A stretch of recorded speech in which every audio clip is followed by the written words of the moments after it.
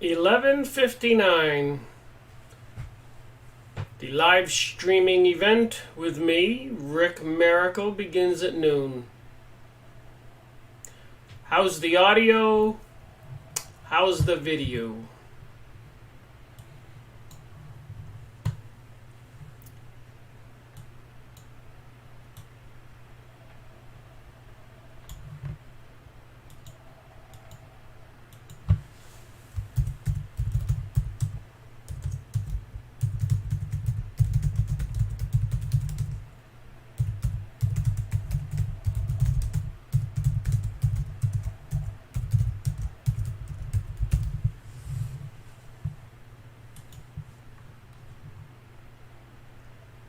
Three people watching. Dan says, good morning. Rick, good audio, good video. Thank you very much. It's noontime. So if you could see my desk and the tables around me, you would see that I have a plethora of topics to talk about. So I have to choose something.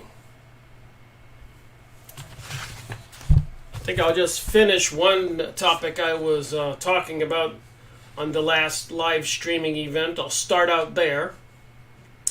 And that was that topic. We didn't look at this particular document. We're talking about Israel.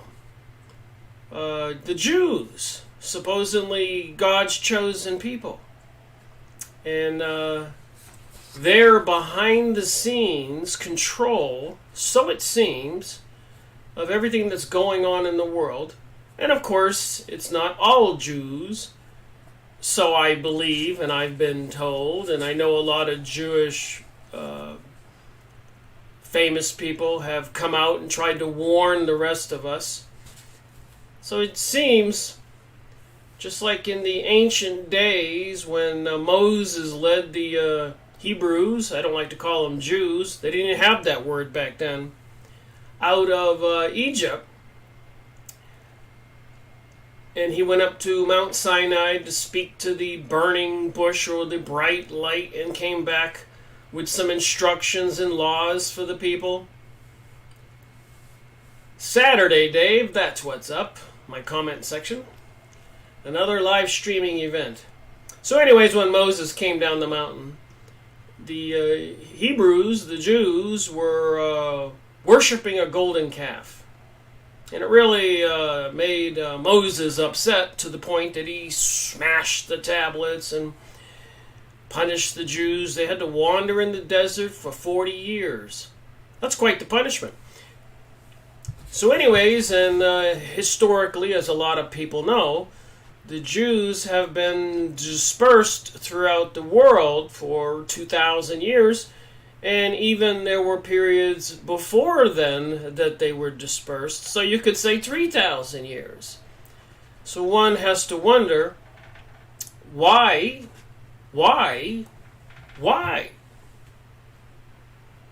were they continually being punished, even by Moses? And now that they have their grip on the world, so to speak, and even President Donald Trump announces to the world that the United States recognizes Jerusalem as the capital of Israel. Jerusalem!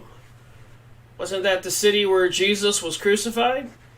And with the communist activity going on in the world, even these days, they're trying to destroy any belief that Jesus was real. Even watching Jordan Maxwell the other day, or I should say, my friend was watching Jordan Maxwell on her computer, and he kept promoting the philosophy that Jesus was just basically myth, an allegory. So I can see this teaching. And then, of course, Christmas time, we have the Jewish religious symbol, the 7-candlestick menorah, and the disappearance of Christianity symbols. So my point is, with the controlling forces they have over the entire world, bringing us World War I and World War II with the Jewish Zionists in their congresses and their elected officials, and the Illuminati, the mystery religion, controlling the Freemasonic lodges located everywhere. The all-seeing eye pyramid on the dollar bill, a little owl on the front of the dollar bill perched on a one, Washington, D.C. street plan shaped like an owl, and so much more. The Bohemian Grove, they threw a baby into a fire under a gigantic owl. Sandy Hook school shooting, one of the journalists holds up a big picture of an owl. So, if you don't want to see it, I guess you won't.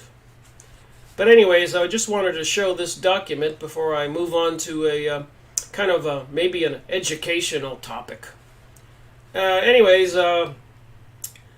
I did talk about Greater Israel, you can go on YouTube and see many videos and maps and plan, Greater Israel Project, image results. You can see all the links to these pictures, to all the websites and pages. ISIS is working on Mossad's CIA plan to create Greater Israel. Whistleblowers, the Greater Israel Project explained by Wikipedia. Greater Israel occasionally refers to the Promised Land, defined in Genesis 15.18-21, or to the Land of Israel, also called Complete Land of Israel or Entire Land of Israel. So again, my point, and I can't be any more emphatic than I am. I mean, where else can you go with this? This plan to bring about Israel has been brought about by bringing us World War I, World War II, and then 9/11 to destroy many of the countries in the area for a Greater Israel. You can see the maps here, and these aren't my maps. These are on Yahoo image site. And then you can go watch video results on the bottom here. Greater Israel Project, liveleak.com. Greater Israel Project, YouTube. Greater Israel Project. Greater Israel Project. So my point is there any doubt?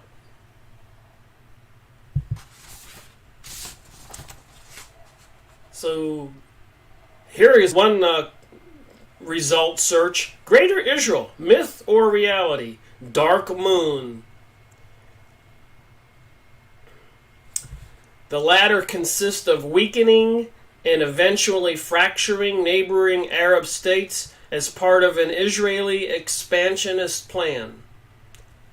The Greater Israel Project, a Zionist, a Millennium Report. This article was first published on Global Research in April 29, 2013.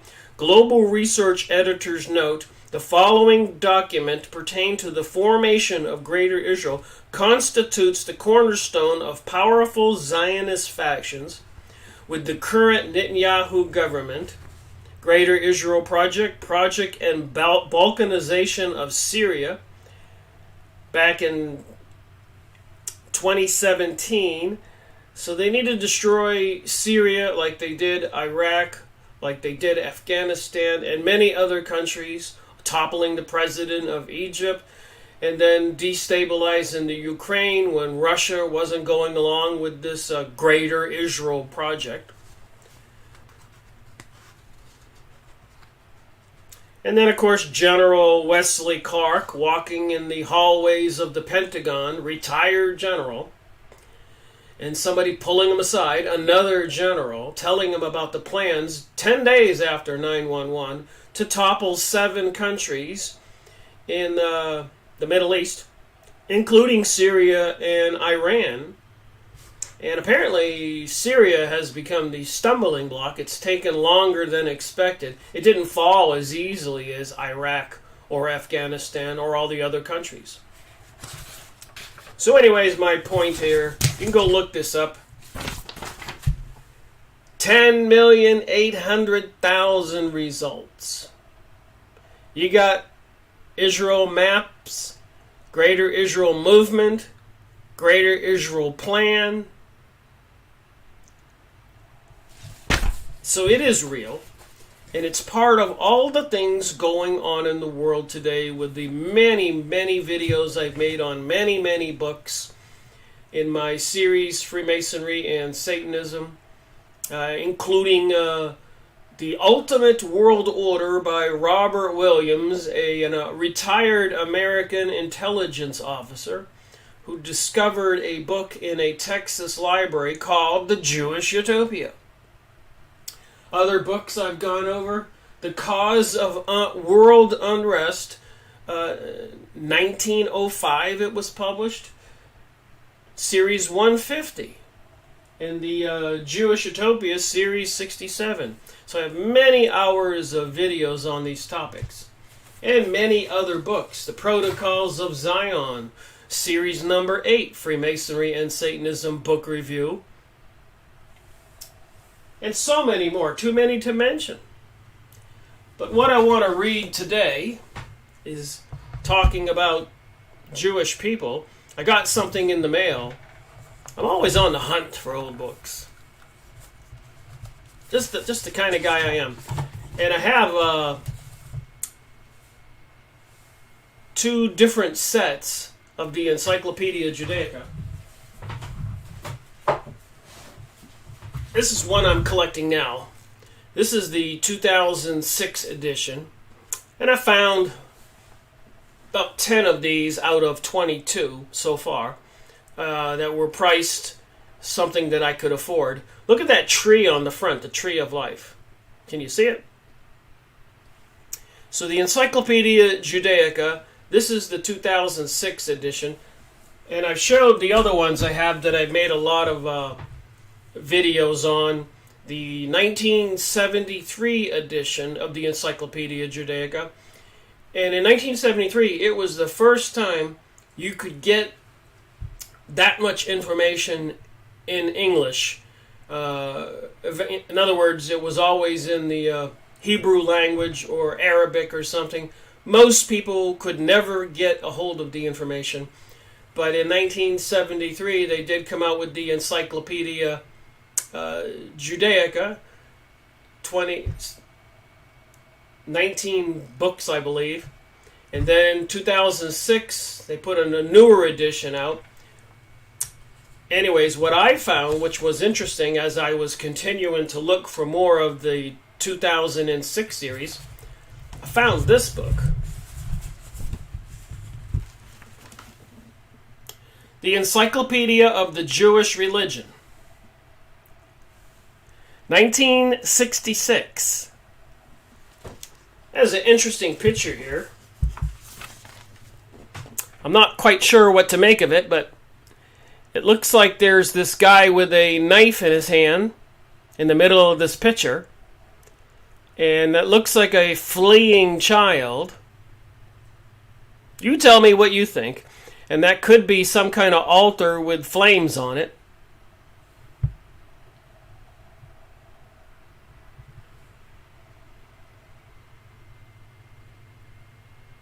Not quite sure what to make of that. So the Encyclopedia of the Jewish Religion. So I thought, well, you know, I've been reading about them putting up the statue of Baal in New York and London.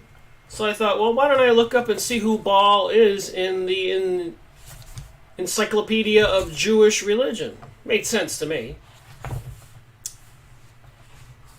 So, Baal, here it is.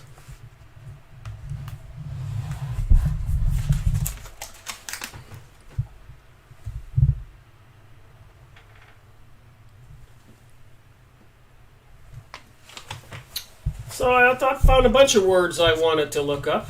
So I thought I'd read a few of these and maybe enlighten myself and people who watch the video to topics that most people don't know about and probably don't want to believe or get involved in. Why would anybody want to learn about the Jewish religion? Well, if it is the religion that is going to dominate the world, according to the Jewish Utopia, Protocols of Zion, and many other books, and apparently the leaders or the financiers or the banksters, the Illuminati, and other mystery schools of religions, temples, and lodges all over the world, it just might behoove us to peer into this mystery.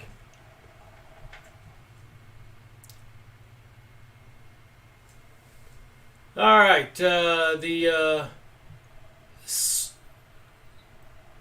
Greenfrith, if I'm saying your name right, the unique-looking Christ-like monarch on the frontispiece of the 1651 Thomas Ho's book, Leviathan. Review. I'll look into that book immediately. Okay, let me read about Baal, B-A-A-L, and the fact, if you're awake at all, you know that they tried to put, and they accomplished it with some resistance from people, but the archway of Baal in New York and London, and later on I found out they were putting 1,000 of these around the world, coming from the United Nations, UNESCO, the Education and Science Department of the United Nations. And I'm scratching my head. Why would they want to put an archway of Baal, a demon, all over the world? So anyways, in this Encyclopedia of the Jewish Religion, let me just read from this. Baal, Phoenician Canaanite lord, Canaanite deity. Although the Canaanite pantheon was presided over by El, it was his son Baal. So El, I guess, is some kind of name for a god. But it was presided over by El. It was his son Baal who played the most prominent part. Baal was the fertility god and was also known under the name of Hadad, god of thunder. Whoa! The Phoenicians referred to him as Baal Shamin, Lord of Heaven. So they're putting up the archway of Baal in London and New York, and 1,000 of them all over the world not too long ago. And we're talking about the Lord of Heaven of the Canaanites. Didn't the Jews attack the land of Canaan when they were leaving Egypt, their slavery? And the burning bush told Moses to build an Ark of the Covenant, a golden box with 2 cherubim angels on top. So apparently this entity that was speaking to him could reside in this box. But anyways, the being said, I'm giving you this land to be your land, the promised land, because you are my chosen people, and you are to go in there and kill all the Canaanites.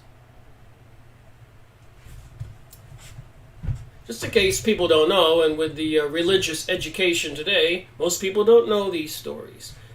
But again, when you can get these encyclopedias and you want to just learn a little bit, you can get. I probably paid $3 or $4 for this, including shipping, on abebooks.com, and you can find them on other used book sites.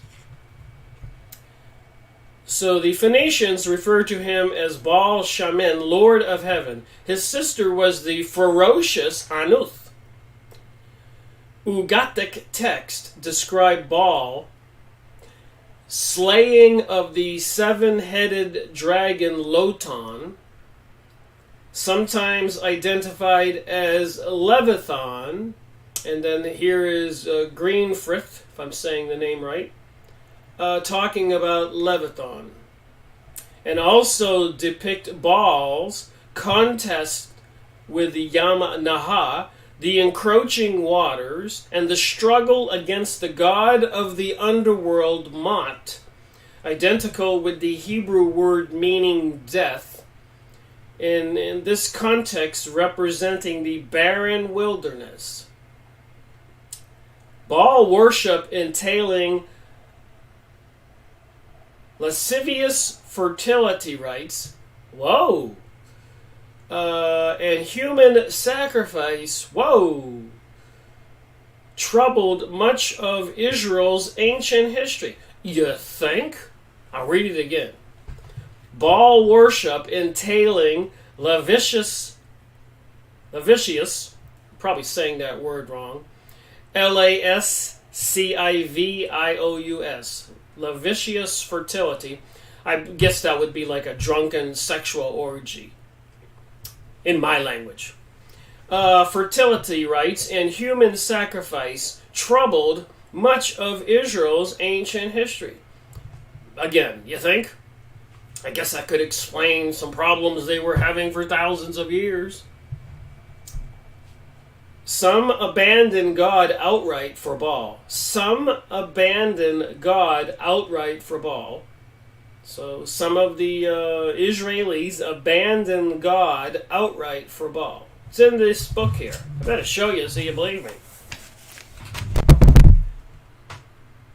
You can pause your computer and read it.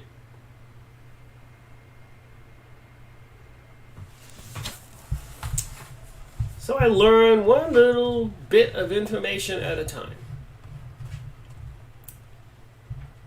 Some abandoned God outright for Baal. Others purported to worship God through the ritual of Baal. So they had the drunken sexual orgies and sacrificed humans. That was the ritual of Baal, and that's how they were worshiping God. According to page 53 in this Jewish Encyclopedia, the Encyclopedia of Jewish Religion. I suppose we should probably know this if this is going to be the world religion. It certainly seems like it would explain transgenderism and pansexualism and all these other topics. Changing the spiritual family values of we the people on planet Earth. And this is the religion?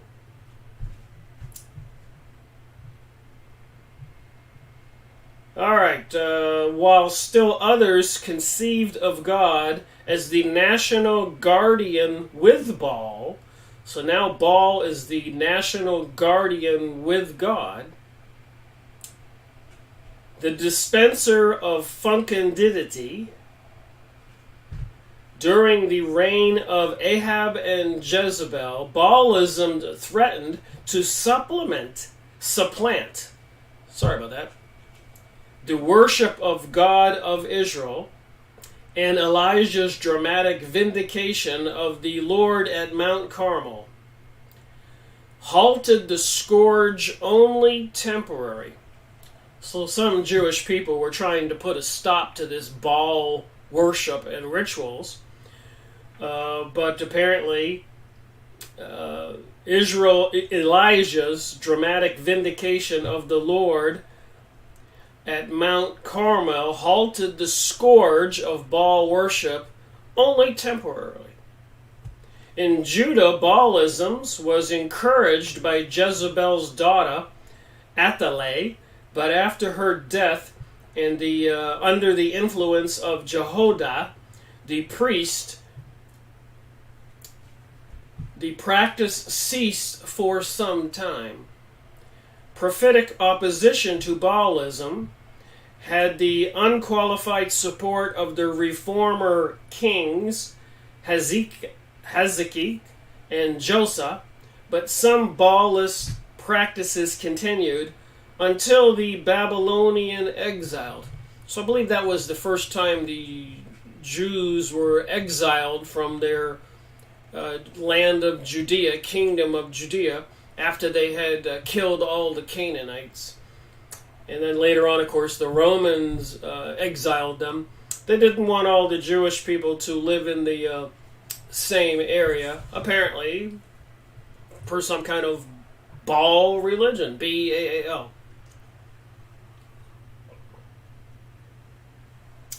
Pronounced lascivious. Thank you. Silver thoughts.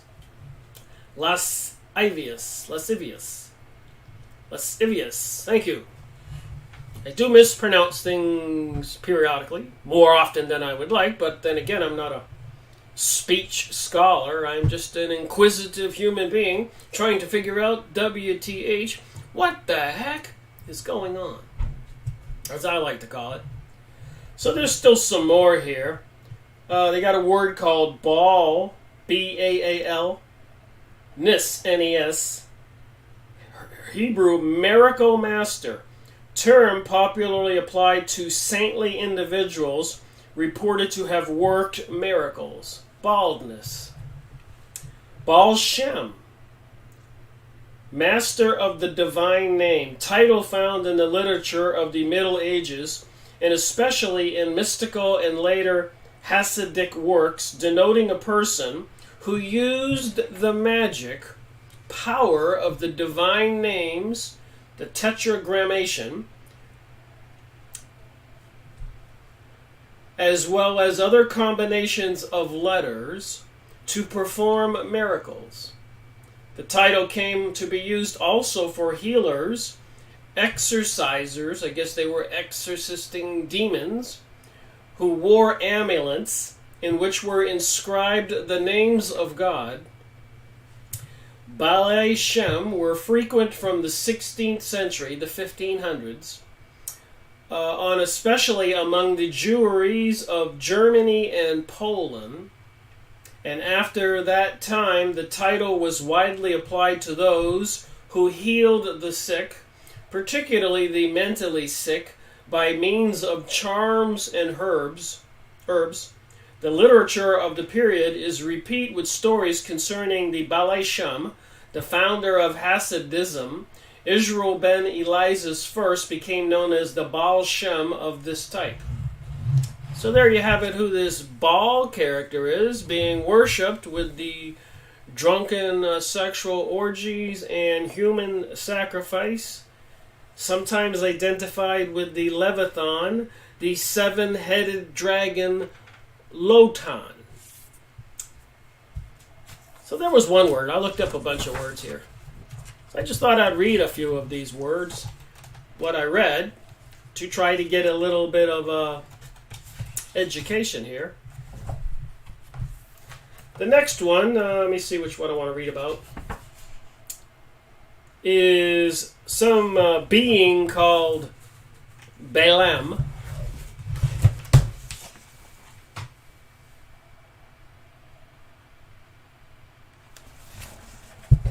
Just a little bit of research into the Encyclopedia of the Jewish religion. Did you ever want to know these things? Balaam, heathen prophet. According to the biblical account, Numbers 22-24, Balak, king of Moab, M-O-A-B, requested Balaam to curse the Israelites when they approached his country. So he was a prophet, spiritual, psychic, I guess, communicating with the spiritual world, heaven or hell. You decide. Alright, so the king of Moab, M-O-A-B, requested Balaam to curse the Israelites when they approached his country on their way from the wilderness to Canaan, but instead, under divine inspiration, Balaam uttered blessings to the Israelites on their way to Canaan, I guess with the instructions to kill all the Canaanites, and that was going to be their promised land. So who had that land first? It wasn't the Israels, it was the Canaanites, the citizens that lived there. But then they had the Babylonian dispersion, and they managed to get back there and build King Solomon's temple again. And this time it was the Romans who destroyed the second temple and exiled the Jews again. And now that the Jews have returned in the last 100+ years under this project called Aliyah, the return, after 2,000 years of the diaspora, being dispersed all over the world, they're apparently, according to the Freemasons' replicas and models they've been building, the pictures I've been showing, and other stuff that's in the news about archaeology and King Solomon's temple. They're planning on building the temple for the third time. And part of prophecy is they regain their homeland and rebuild their kingdom and maybe build King Solomon's temple. And that brings us Armageddon, the entire destruction of the world, and then the second coming of Jesus Christ. And apparently some people want to bring this prophecy to fruition. They want to bring it about. Just good stuff to know. So this Balaam blessed him because he was divinely talked to. Maybe some angel came to him and told him what to say. Uttered blessings. Balaam is described as a typical heathen soothsayer. You could also call that a witch or a magician. But also as a genuine prophet of God. So are all witches and magicians and people like that, psychics, channelers that we all see on the internet or books or lectures today? Are they all genuine prophets of God? Talmudic tradition regards him as one of the prophets God raised among the nations, equal to Moses in prophetic power, but at the same time utterly wicked. Wow, utterly wicked, and he's blessing the Israelites. He's utterly wicked, according to this book in the Encyclopedia of Jewish Religion, but he blesses the Israelites. An utterly wicked soothsayer. Now that's strange. On his advice, the Mennonites enticed Israel to immorality and adultery. So apparently, on the advice of the Mennonites, he enticed Israel onto immorality and adultery. Idolatry, worshiping idols. The fact that God spoke through the heathen, Balaam, is early evidence of the universalistic outlook of Judaism. Well, what do you think? You want these people ruling the world? The story of Balaam's ass was much debated between literalist and allegoricist commentators. So there's some kind of story about him riding a donkey, an ass. And Mennonites held that Balaam dreamed that his ass spoke. The words of Balaam, "How godly are thy tents, O Jacob, thy dwelling places, O Israel," are the first words uttered by the Jew each morning on entering the synagogue. So each morning when the Jews enter their synagogues, they have them all over the world, they have to utter this, I guess, the words of Balaam. "How goodly are thy tents, O Jacob, thy dwelling places, O Israel," are the first words uttered by the Jew each morning on entering the synagogue. So did you ever want to know about this stuff? All right, Dave says earthquakes have been more frequent in Israel lately. Practice makes perfect, right? That temple is coming down soon. Well, they haven't built the third temple yet. They still have a problem with the Dome of the Rock. The Arabs, the Islamic Muslims' most holy site, that's one of them. The other one, of course, is Mecca, where they have a gigantic black stone that they all walk around, thousands and thousands of people during some kind of yearly pilgrimage.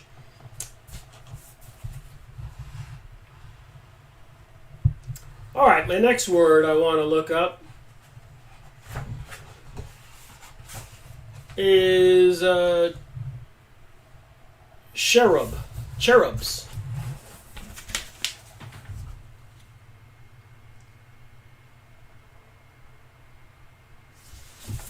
So do You want to know what the Jewish people believe? Are you sure you want to know? Cherub. Winged creatures with both human and animal characteristics, first mentioned in the Bible as guarding the approach to the tree of life. God is also described as riding upon a cherub. So it's a winged creature. And God is also described as riding upon a cherub. Gold likenesses of celestial cherubim with outstretched wings were depicted above the curtain of the Ark of the Covenant in the tabernacle.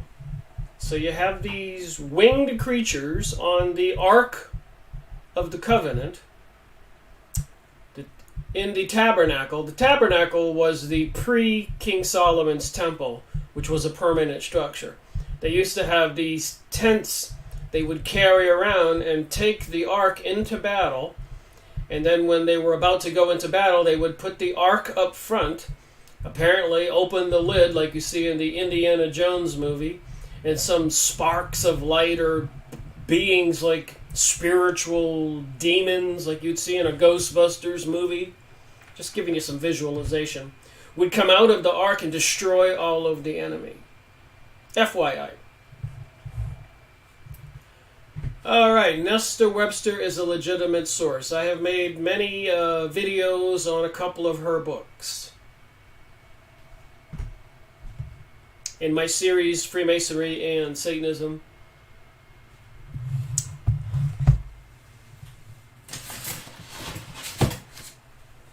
See if I can see the series number here. We'll get back to the cherubim. Alright, Nestor Webster.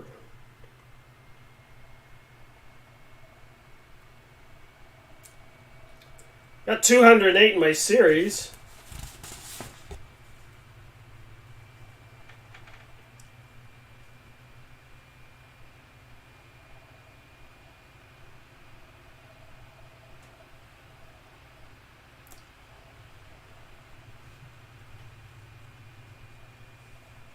(148) World Revolution, the Plot Against Civilization, in my series. And the other one,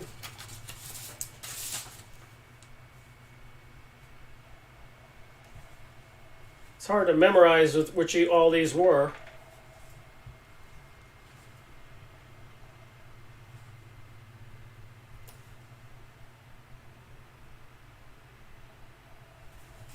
Well, oh yeah, series number 70, Secret Societies and Subversive Movements.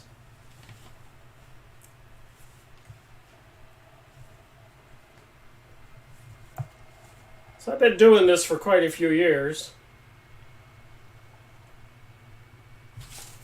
I have these long lists of all the books I've made book reviews on. 3 pages.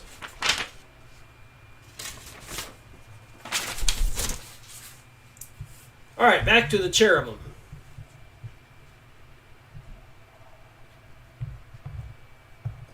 One commenter says, Masons are just goys. They call we non-Jews goy goyim, which means cattle, who follow the Kabbalah, mysticism, and organize in secret.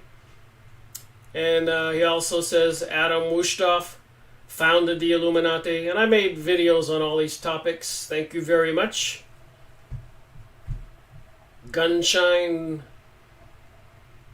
however you say that name.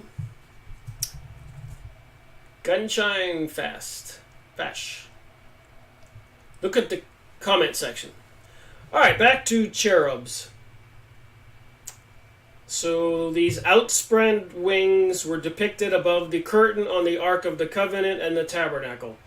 In Solomon's temple, that's the permanent structure instead of the previous tented area called the tabernacle, which was built to house the Ark of the Covenant, which apparently contained some kind of deity.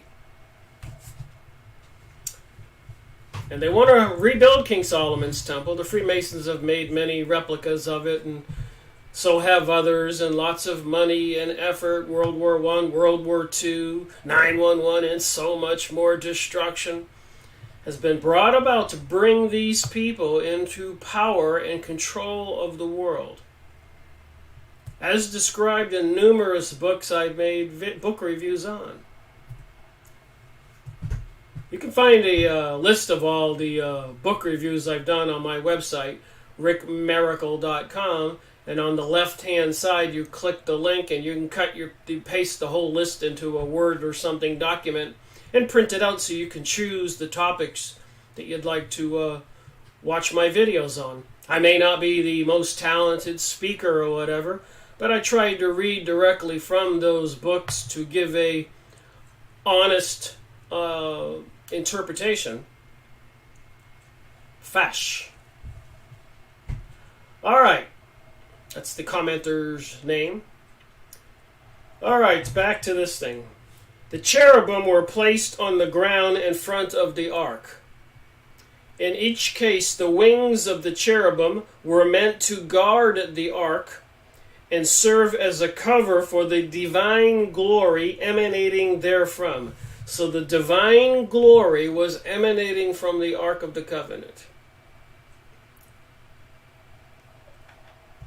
In the vision of Ezekiel, the four-faced cherubim, so you got this cherubim winged creature with four faces. One human face, the other of an ox, a lion, and an eagle, are pictured as the bearers of the divine throne. The origin of the cherub is probably to be found in the Egyptian mythology, and the motif is common in countries neighboring Israel.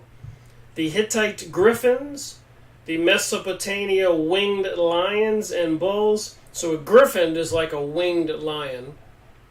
According to the Midrash, the cherubim were created prior to the Garden of Eden and are among the highest class of angels.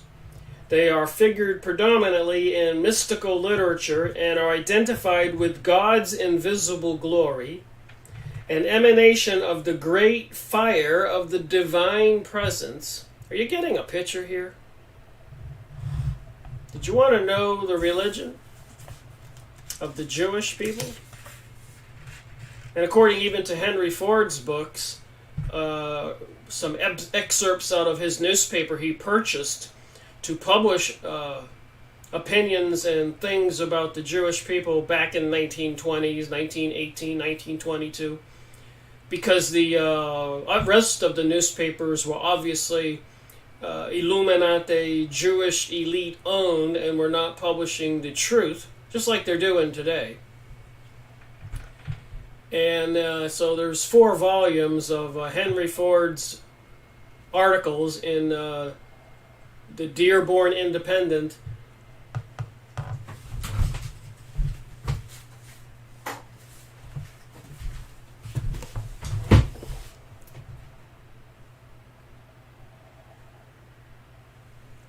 The International Jew. This is backwards for me. When I move my right hand, it moves on the left side of the screen, so my brain doesn't get it right. So, the Jewish activities in the United States, the International Jew, you can look this up on used book sites. The world's foremost problems. There are people who don't want people to have these books. 4 of these. Volume 1, 2, 3, and 4. Lots of information in there that'll raise your eyebrows, to be sure. All right.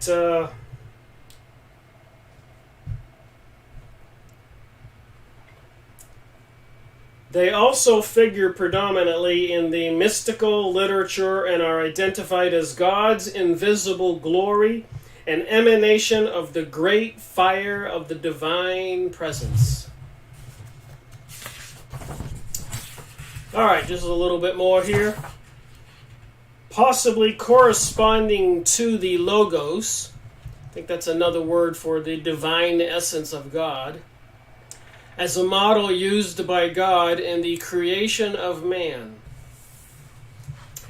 All right, here's another topic I found in this book. You're going to love this.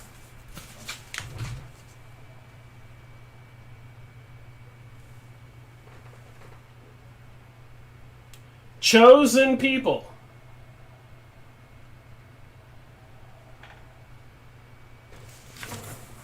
So what is this Jewish religion? Chosen people in this book here that I just got in the mail.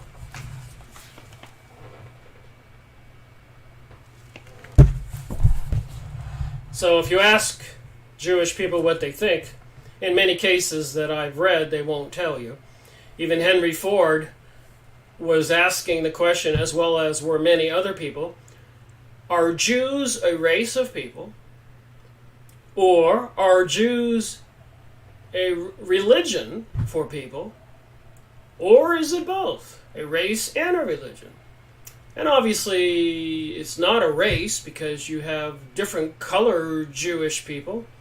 And then of course the Khazaria to the north up there by Poland and Germany and Russia was a huge kingdom in ancient times. And it was they were very barbaric people, and kingdoms all around Europe and the Orient would rent armies from Khazaria to fight their battles. That's how barbaric these Khazarians were. And back then, because the Muslims were on the eastern flank of Khazaria, and the Christians were on the western flank, both sides were trying to convince them to join the Islamic Muslim religion, Mohammedanism, or Christian religion, Jesus Christ. And the Khazarians rejected both in favor of the Jewish religion because they were told they were God's chosen people. So the most barbaric people on the planet at that time chose the Jewish religion. And of course they were next door neighbors to the Mongols, and prior to that produced Genghis Khan and his hordes of barbarians who ravished the Orient and parts of Europe, slaughtering everybody with such viciousness and claiming that God sent him to punish the people for their sins.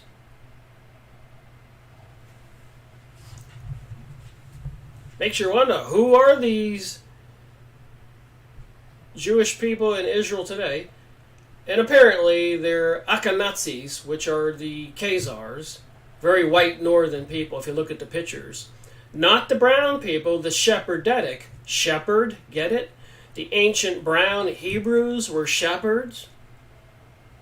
Not northern white people, Khazars. So in Israel today, you have the Shepherdetics and the Akhenazis.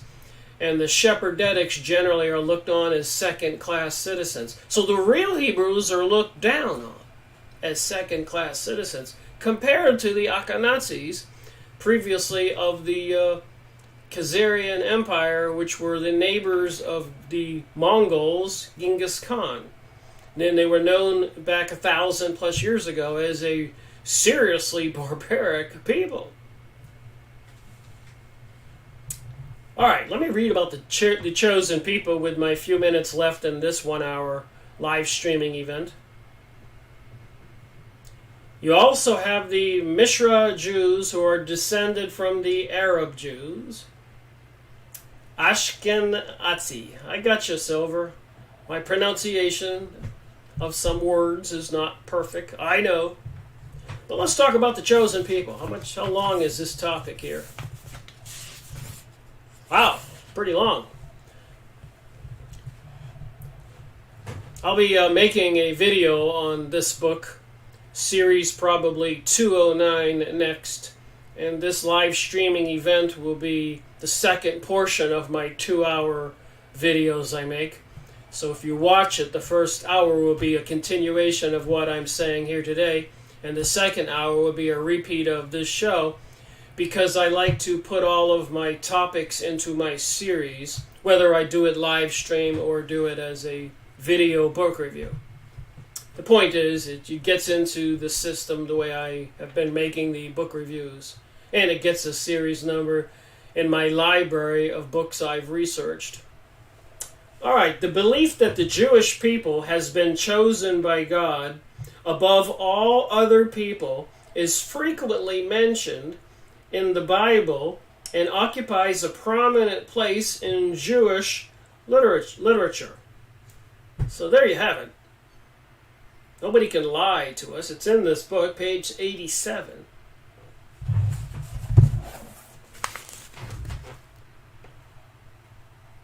You can pause your computer and read what I just read if you have any doubts. 1966 Encyclopedia of Jewish Religion. Thus, Deuteronomy 14.2 states, "For thou art a holy people unto the Lord thy God, and the Lord hath chosen thee to be a particular people unto himself above all the nations that are upon the face of the earth."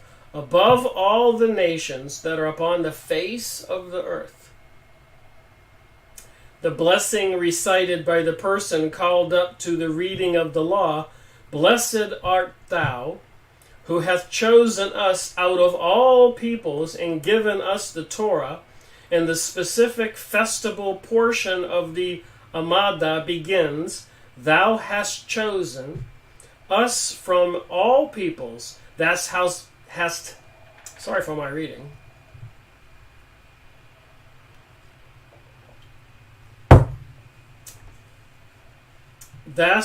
Thou hast loved us and taken pleasure in us and has exalted us over all tongues.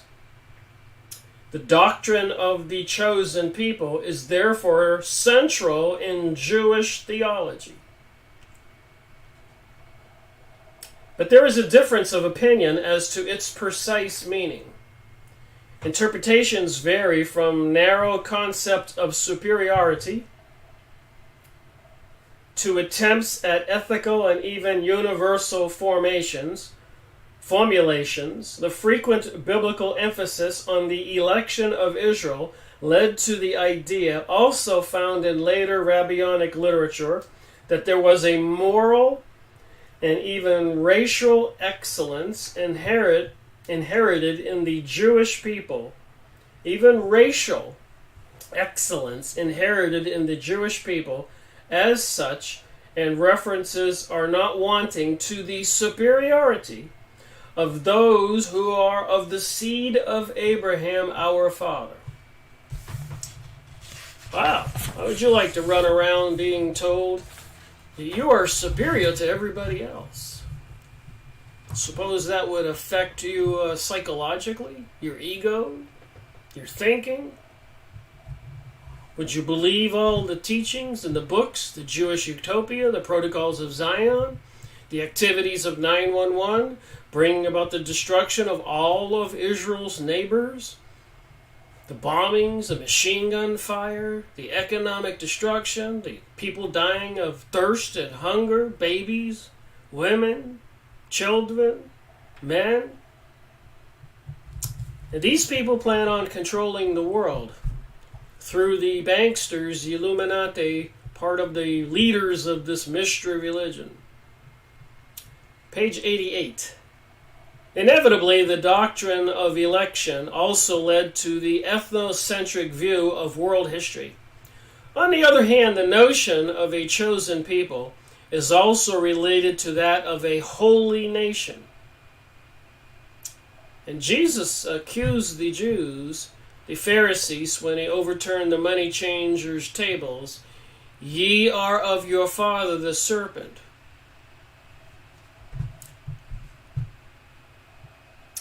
"Now therefore, if ye will obey my commandments," this is God speaking to this chosen people.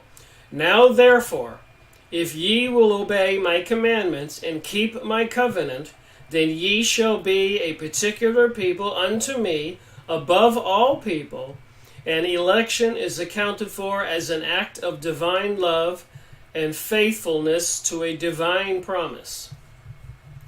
That's in Deuteronomy 7, 6 through 9. In spite of their severe castigation of Israel's failings,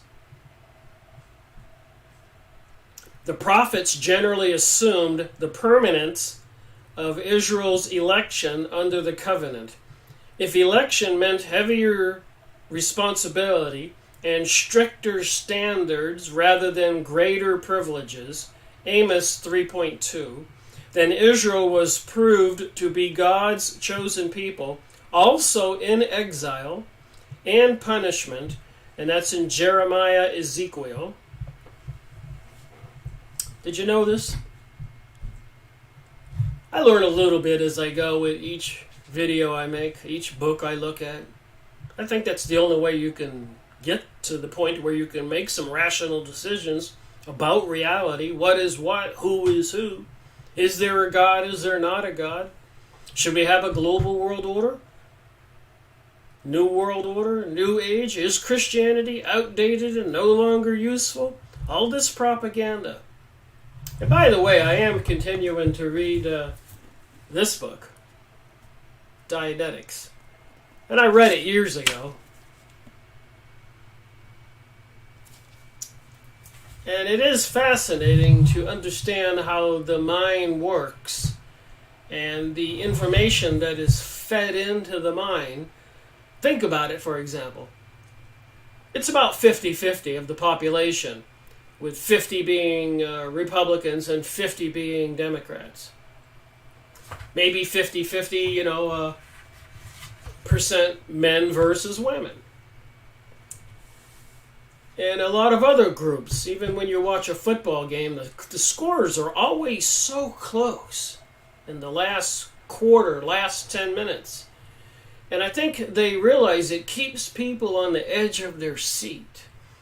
And they have to keep it 50-50, Democrats, Republicans, conservatives, and liberals, progressives, and gays and straights, and all of those topics. Because that keeps everybody at the edge of their seat. In the battle. Keeps it going. So, when you have millions and millions of people believing one way, and the other half believing the other way, and it's all intentional. It's like going fishing. You reel in the ones who have a propensity or an affinity with conservatism, Christian social values, and then you cast your line out again with other propaganda and material, and you reel in the progressives and liberals and other people oriented anti-religious conservative. So you have to set this information out there, throw out your casting nets for different groups of people to get it to be 50-50. It's all intentional. But my point is who's right? Are the Republicans right? Are the Democrats right? Obviously, they both can't be right. But if it is a spiritual cosmic battle between God and fallen angels, as is depicted in a lot of the biblical research and stuff on ancient monuments and symbols all over the world, they do have these serpent pictures all over the world. Plenty of information about this. All over the world. The two serpents and the staff. The winged creature above it. Faith no more. Hollywood, faith no more. It's like I said, they reel people in.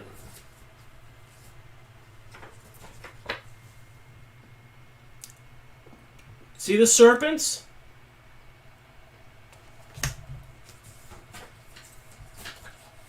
Rosicrucian represented as the rose, and the serpent.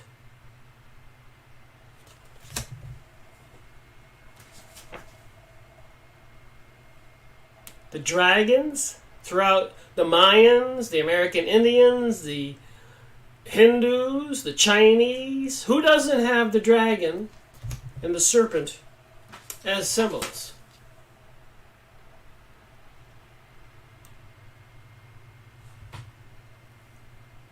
There's the globe.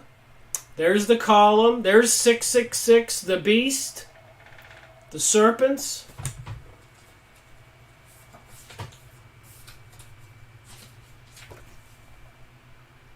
The serpents, the wings, the skulls.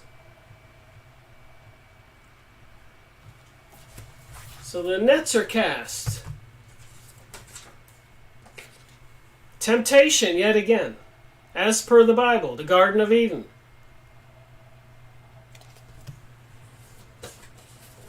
And of course, the pyramid with certain groups way at the top. And all these groups called the Special Council of Special Councils, the Red Brotherhood, Knights and Templars, Skull and Bones, Master Witchcraft, Fellow Craft, Craft Practicing Witch, Knights, Patriots,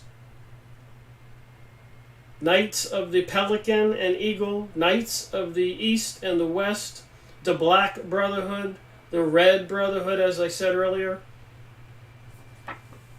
So you can go look up these pyramid and structures of these organizations who are casting their lines out, throwing their nets out, reeling people into this thinking. And like I said, reading Dianetics, it's funny how the mind works. When you program people into a belief, contrary to what is normal belief, you do two things. They become very steadfast, like a programmed computer, and they are adamant and they get vicious if you try to oppose the programming.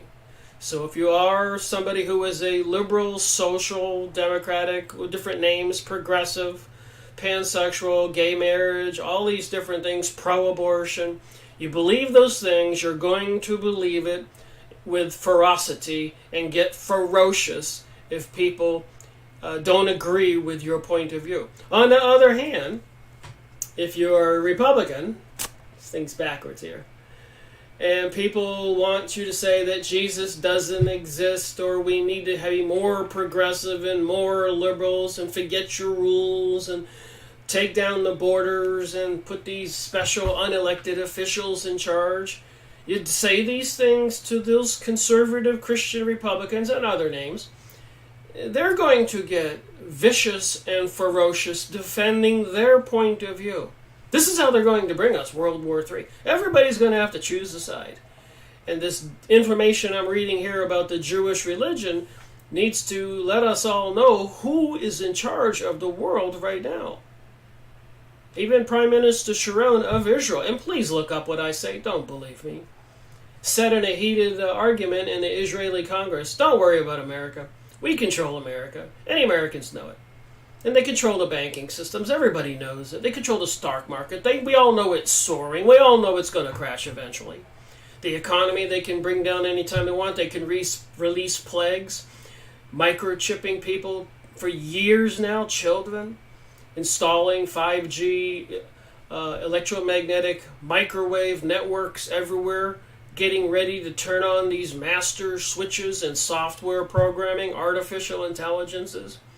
So when I'm reading this information about the Jewish religion, and I know how the mind works, and I know they've been working at the propaganda for over 100 years with serious intensity, the stage is set, so it seems. Rothschild's statues out in front of his front yard, the dragon. The chakra system of the New Age, the sphere on the top and the wings and the serpents. An egg, a six-pointed 1, 2, 3, 4, 5, 6, 7, 8. 8-pointed star in this case. The two squares and the two triangles with 6-pointed. That's something I just learned. So 2 squares overlapping is 8 points. 2 triangles are 6 points. And a lot of this is part of numerology and geometria, geometry and some kind of mystic religion symbolism. But it has the egg, has the eye, has the wings.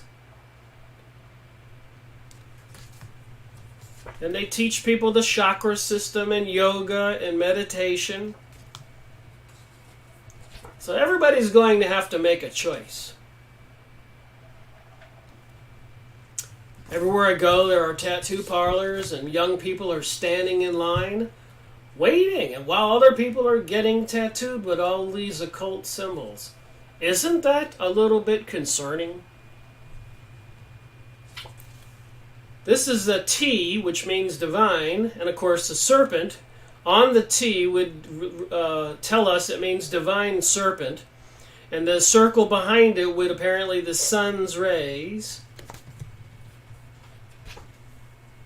Tex Mars, Secret Societies in the Illuminati. You can go get books like this pretty easy. The Tree of Life of the Jews. I've been reading about the Sephirot in this material, this Encyclopedia of the Jewish Religion. But look at the Tree of Life and the serpent. Here's a crystal and a serpent. So would you wear this around your neck?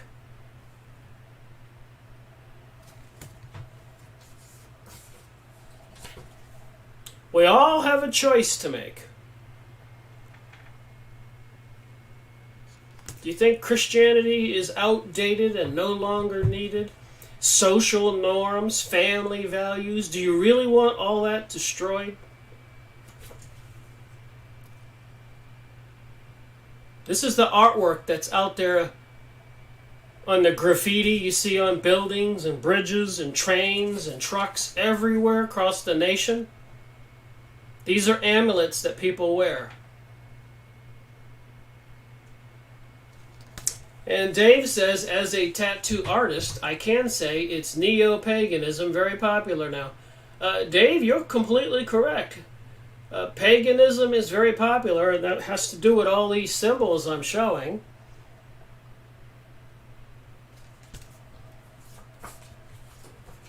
This guy was famous.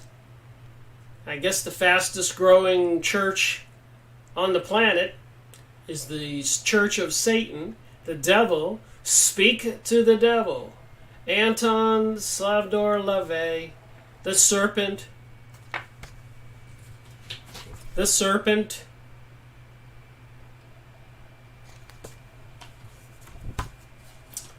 Here's a tattoo for you. The skull and the serpent. Why would anybody have that tattooed on their body? Anton LaVey, Samuel, that's correct. Anyways, I thought I'd just end this video.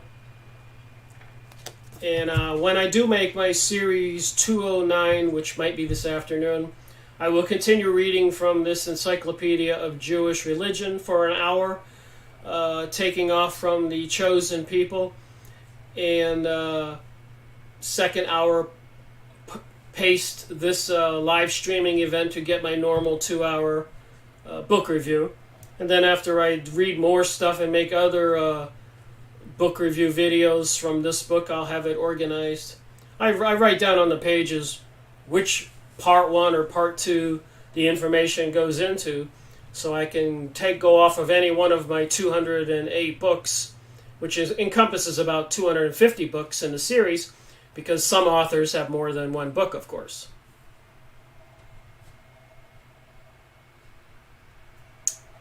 Dave says that tattoo I just showed was from Harry Potter,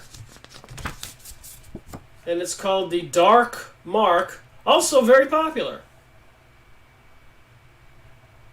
And again, here you go with the mind programming I keep talking about, that I'm pretty knowledgeable about how they do it. It is happening. A lot of people are aware. You don't get 50% of the population believing in one thing, but the other 50% believing in another by accident. And both of them can't be right. But I guess they can join God's team, Christianity. And if you're Islamic, Mohammedanism, maybe that's the right person, God, or prophet for you, believing in God. That's not my place to say that one religion is better than another. But all religions have the representatives of the dark side. Even in the Hindu, they have Shiva and Kali. So apparently the spiritual world, no matter where you live on the planet, teaches the people there is a dark side. So everybody gets to choose whatever religion you're in, whether you want to be a person that doesn't steal and doesn't kill and don't become perverted or perverting other things and worshiping idols or demons and all that. We all have a choice. My situation is I grew up Catholic, Christian, and it works for me. I've never been a serious religious scholar or a preacher.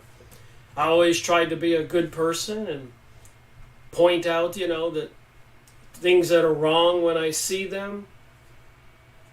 But at some point, it gets a little bit more important for people to speak out, like after 9/11 or becoming aware of World War I and World War II, why they were fought, or the murder and the destruction of all the countries in the Middle East and in Europe and in the United States, increased laws and surveillance. At some point, it becomes quite obvious that there's something wrong, and we need to wake up. And that they are trying to teach people faith no more.